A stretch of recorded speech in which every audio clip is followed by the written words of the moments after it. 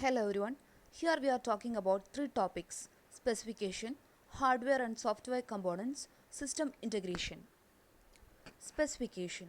Specifications serve as the contract between the customer and the architects. Specification must be carefully written so that it can accurately reflect the customer requirements and does so in a way that it can be clearly followed during design. Specification is probably the least familiar phase of this methodology, but it is essential to creating working system with a minimum of designer effort. Designers who lack a clear idea of what they want to build when they begin, it will affect the entire process. That is, designers who lack a clear idea of what they want to build when they begin typically make a faulty assumption early in the process that aren't obvious until they have a working system. At that point, the only solution is to take the machine apart, throw away some of it, and start it again the work. But it will not take an extra time. There is a lot of time it will take. Then the resulting system is to be inelegant. It must be specific, understandable, and accurately reflects the customer requirements. That is, the specification should be understandable enough so that someone can verify that it meets the system requirements and overall expectations of the customer. Designers can into several different types of problems caused by unclear specification. If the behavior of some feature in a particular situation is unclear from the specification, the designer may implement the wrong functionality. If global characteristics of the specification are wrong or incomplete, the overall system architecture derived from the specification may be inadequate to meet the needs of the implementation. Next one, we're talking about the one example of the specification, that is GPS system. First, the data received from the GPS satellite constellation. We need to get the GPS satellite constellation only latitude, longitude extracted. Then we should get the information. Then next one is map data. Map data is taken from spatial database from a database engine. User interfaces is provided. What will be the destination? Next one is operations that must be performed to satisfy the customer request. Background actions required to keep the system running, such as operating the GPS receiver. That is, background actions also should be supported. Next one is hardware and software components. The architectural description tell us what components we need. See, when we looking at the speed has to improve, then we need to get for very good hardware. That is hardware of a high speed. If I am looking at high speed, then maybe the cost is also high. Then there is a compromise. We have to make it the speed as well as the cost. So we have to come to the conclusion that what kind of process we have to use for doing this particular product. The component design effort builds those components in conformance to the architecture and specification. The components will in general include both hardware and software modules. When telling about the components of its system, it tells you both hardware as well as software. Some of the examples are there of the that is our ready-made components: CPU, memory chips. Here we are talking about the one example, moving map. GPS receiver is a pre-designed standard hardware component. GPS receiver we need not build because it is available while buying directly. Topographic software, which is a spatial database, is a standard software, that is Google Map. Topographic software is a standard routines to access the database. When other component, when you want to make it has to be attached or you will be looking at LCD panel, you can buy it.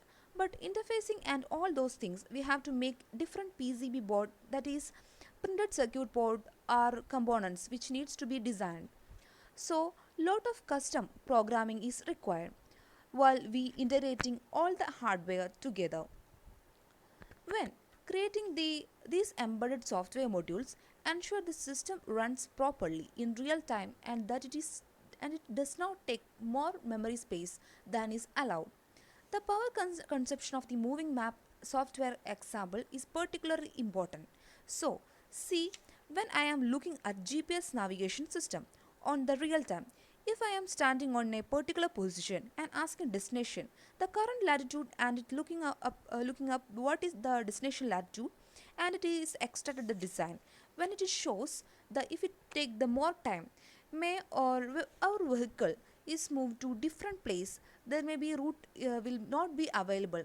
Because of that, on real time when you wanted to get detail, how fast you can get the data, that is very important. And memory space, when we are working with real time, when it should not take more memory space. If it takes more memory space, then we need to provide more memory space to the system as well as it may handle.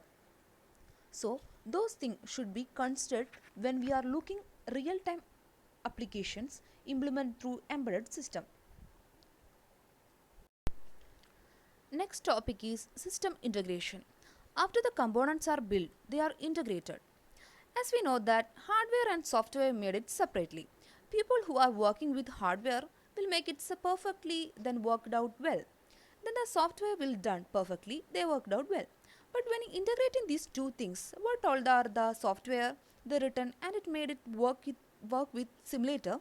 So when the working out, it will never reach the real time problems. So because of that, the software is work perfectly well with simulator while they developing as a software.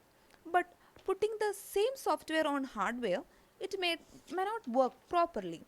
Because of that, we will say that you will be a position of understand that integration is very important.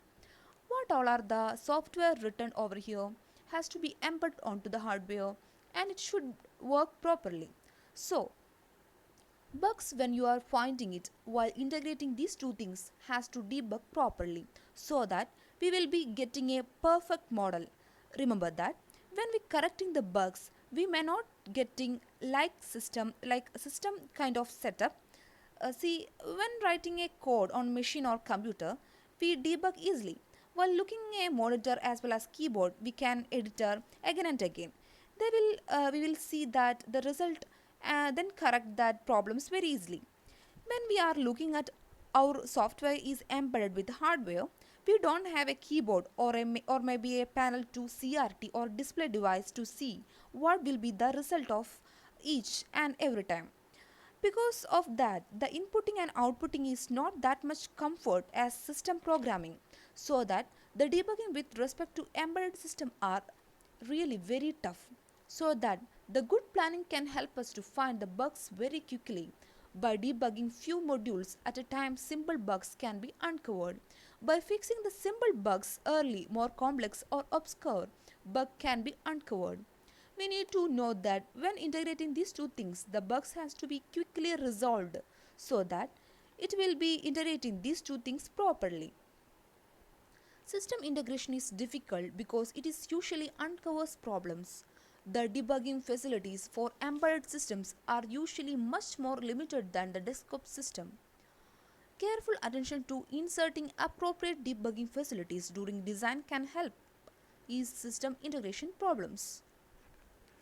Thank you, friends.